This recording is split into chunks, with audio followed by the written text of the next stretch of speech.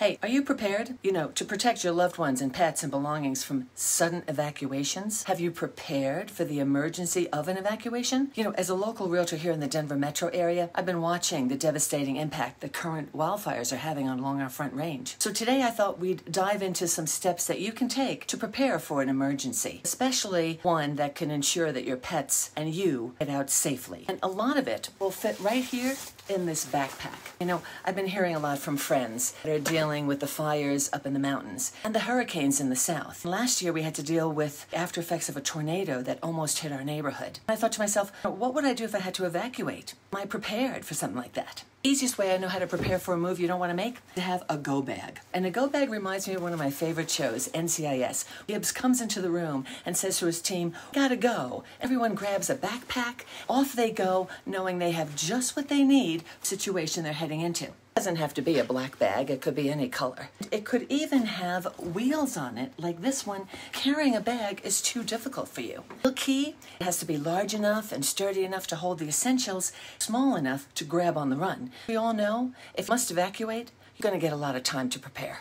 So this go bag is something you're going to want to put together now. You want to focus on the essentials way before you ever need it. Then store it in a place that's easy to reach if and when you have to evacuate your home. Now, for those of you like me who like to pack the kitchen sink when they travel, you'll want to grab a backpack. One, because it's a lot more mobile than a suitcase, and two, it really forces you to focus on the essentials. These are the things that you're going to need to get you through this time of chaos and stress when disaster strikes. And, disaster's been hitting us. According to AARP, last year there were more than 1,000 tornadoes, the deadliest wildfire in over 100 years in Maui, Hawaii, and 7 hurricanes making landfall in the USA. And it's not getting any better this year. And on top of that, right now in my own neighborhood in Highlands Ranch, we barely missed being hit by a tornado. And all of us remember the wildfire that took out the community of Marshall a few years ago. So let's get prepared for an emergency now and fill this bag so we're prepared for anything that might come your way. Now, the first thing that you want to be thinking about putting in your bag is information. This is information you can get from other sources, but you want to have it at hand. So it would be important documents, things like your ID, your driver's license, your health insurance cards, your Medicare cards, your Social Security cards, things that are difficult to replace, right? Homeowners insurance information, as well as any title or deed information you might have on your property, or your lease agreement if you're a renter. And also think about including your passport, any medical records, contact addresses, and phone numbers that you might have for family and friends. And make sure all of this paperwork is sealed in a waterproof bag, like a Ziploc bag. And ideally, you want to make copies of all of this and put it like on a flash drive so that you have a backup for all that information. Or you could back up all of your photos and information on external hard drives. They're usually small enough to be about the size of a small notepad, and this way you just pop them in the bag and all you'll have to do is grab your tablet or laptop and out you go. Also, you might want to consider going old school. Ideally, a lot of stuff is going to be saved on the cloud, and you can pull it up with your phone, but you want to be prepared just in case, because in the midst of the stress and the chaos, you're trying to evacuate your pets, your family. It might be easier to have some things written down, like important phone numbers, just in case your phone dies, important addresses,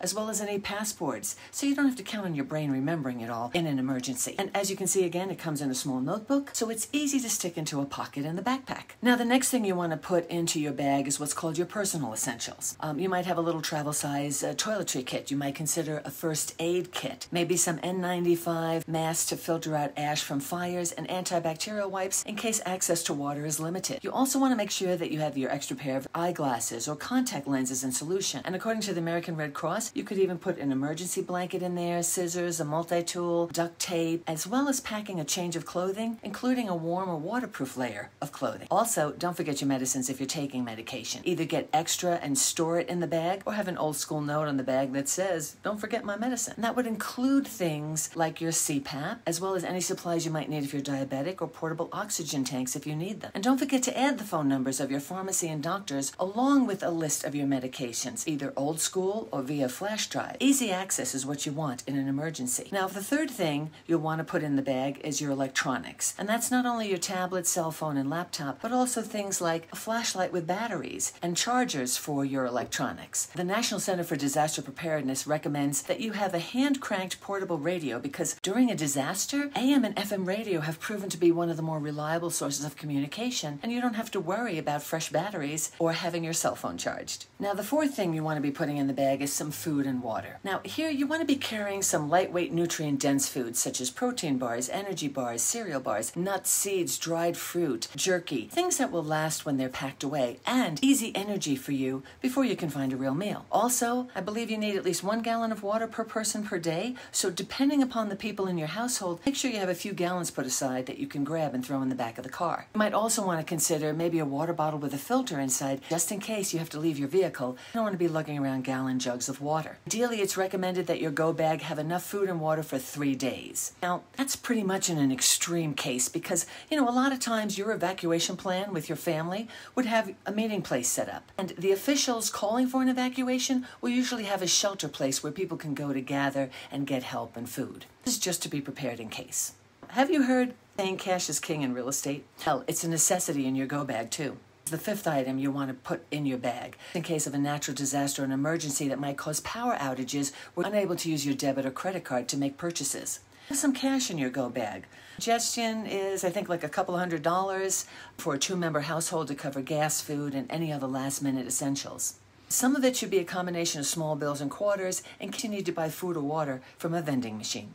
And let's not forget Fido or Fluffy. Everything that you just packed for yourself, you should also have a go bag for them as well. And that would include things like their medication, their food, their medical records, as well as their rabies certificates and contact information for their veterinarian, which you can also back up. Also consider having them chipped because in an emergency, if you get separated, you want every chance of getting back together again with your furry family member. Hi, my name's Peggy Durstoff, realtor at Live Denver Suburbs, powered by HomeSmart. I hope you found this video helpful. If you want to build your own kit, put a link to the ready.gov website where they give you a list of things that you can include in a go bag to prepare yourself and your family and even your pets in case of an emergency. The link is in the description. In the meantime, if you enjoyed this video, go and check out this one over here that I did last week.